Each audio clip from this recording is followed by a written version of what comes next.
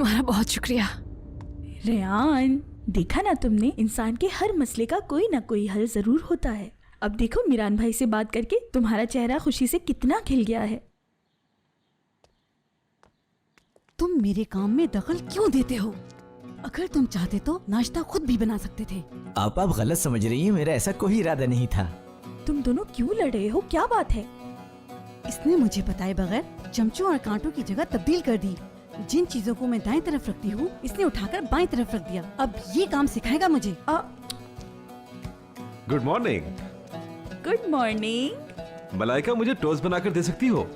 हाँ हाँ, क्यों नहीं।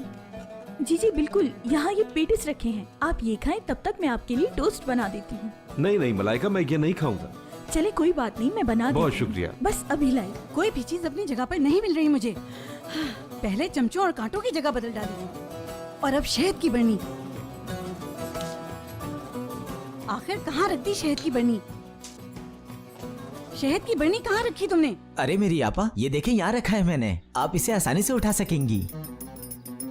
शायद तुम्हारा दिमाग ठीक नहीं। अभी कल ही तो आए हो तुम, और आते ही मेरे किचन की हालत बदल डाली तुमने। ऐसा नहीं करने दूंगी। अरे मेरी गुस्से वाली आपा, आप मुझ पर चिल्ला क्यों रही हैं? मैंने बता तो दिया कि शहद कहाँ रखा है। ये परिंदों की तरह कहीं उड़कर तो नहीं गया ना? ये देखें, यहीं रखा है। क्या तुम जानते हो मैं कितने सालों से यहाँ हूँ? हाँ, इस साल मुझे यहाँ पूरे 35 साल हो जाएंगे। मेरे काम में दखल अंदाजी हरगिज नहीं चलेगी, बिल्कुल नहीं चलेगी। वो कांटे और चमचे पूरे 35 सालों से उसी जगह पर रखे जाते हैं, और वो शहद की बरनी भी पिछले 35 सालों से वहीं पर रखती हूँ। और ये हनीफे 35 सालों से इसी घर में काम कर रही है और हमेशा यहीं काम करती रहेगी। समझ गए? देखो हनीफे, ऐसा मत करो, छोड़ दो इसे। अरे आप तो बैठे, मैं आपको टोस्ट बना कर देती हूँ। नहीं नहीं मलाइका, रहने दो तुम। बेहतर यही कि मैं भी बाहर बैठकर सबके साथ नाश्ता कर लूं। क्या किया?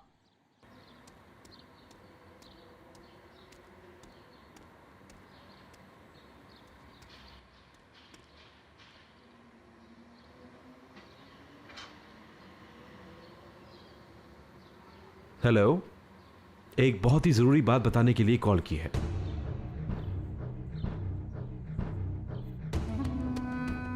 हाँ कहो। क्या कहा? हनीफे उस घर में 35 साल से काम कर रही है। तुम्हें यकीन है? ठीक है,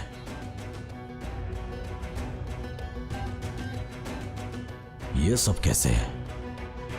मेरी दादी जान बाकी सब लोगों की तरह नहीं है महफूज।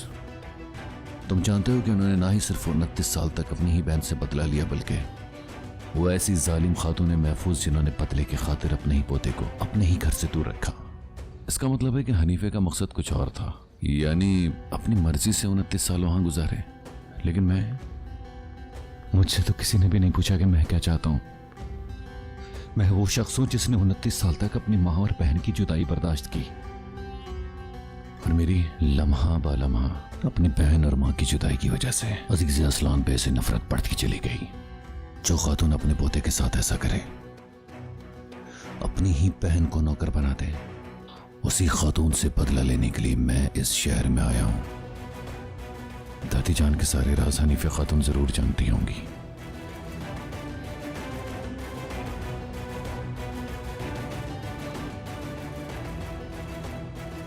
तभी मैं आपको अपने साथ यहां लाया हूं। हमारा मकसद सिर्फ उन्हें ढूंढना नहीं है, बल्कि असल मकसद तो कुछ और ही है। हमें मिदियात जाके रहना होगा। आप बाहर रहकर मेरे असिस्टेंट और हारून घर के अंदर। मैं सिर्फ उन 29 सालों के बारे में जानना नहीं चाहता, बल्कि मैं दादी जान से सबको इंसाफ दिलवाना चाहता हूं।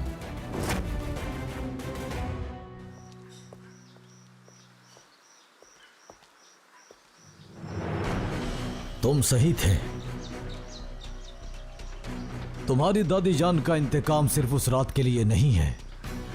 इस ड्रामे के पीछे क्या हकीकत है, ये जानना बहुत जरूरी है। हारून ने बहुत अहम बात बताई है मुझे। हनीफे खातून शादोलो खानदान में सिर्फ 29 सालों से वहां नहीं, बल्कि 35 साल से उसी घर में काम कर रही हैं। आपको यकीन है इस बात का? हाँ, मुझे पूरा यकीन है। खिजर शाहदोलो 1992 में आर्मी में भर्ती हुए। मेरे चचा के साथ जो कुछ भी हुआ है वो उनके आर्मी में से वापस आने के बाद हुआ है।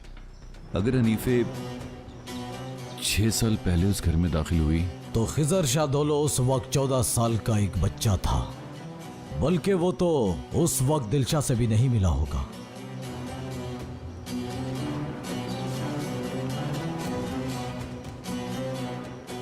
आखिर दादी जान चाहती क्या है? आपका बदला खिजर से नहीं है तो फिर किससे है? इस बारे में वो नहीं जानती होंगी। अगर पता होता तो हमें जरूर बताती। लेकिन उन्होंने तो सिर्फ हमें उस रात के बारे में बताया था। इसका मतलब है कि खिजर बेगुनाह है और मेहमद के चचा को उसने नहीं मारा। और उससे पहले क्या हुआ ये सिर्फ दादी जान और हनीफे जानती हैं। हनीफे ने हमें इस बारे में अभी तक कुछ नहीं बताया, तो इसका मतलब है अभी तक उन्होंने फैसला नहीं किया कि वफादार कौन रहेगा। असलन कहां जा रहे हो? शाहदोलो के घर पे हनीफे से बात करने के लिए, और हारून को फोन करके बताएंगे मैं आ रहा हूं, वो मेरा इंतजार करे।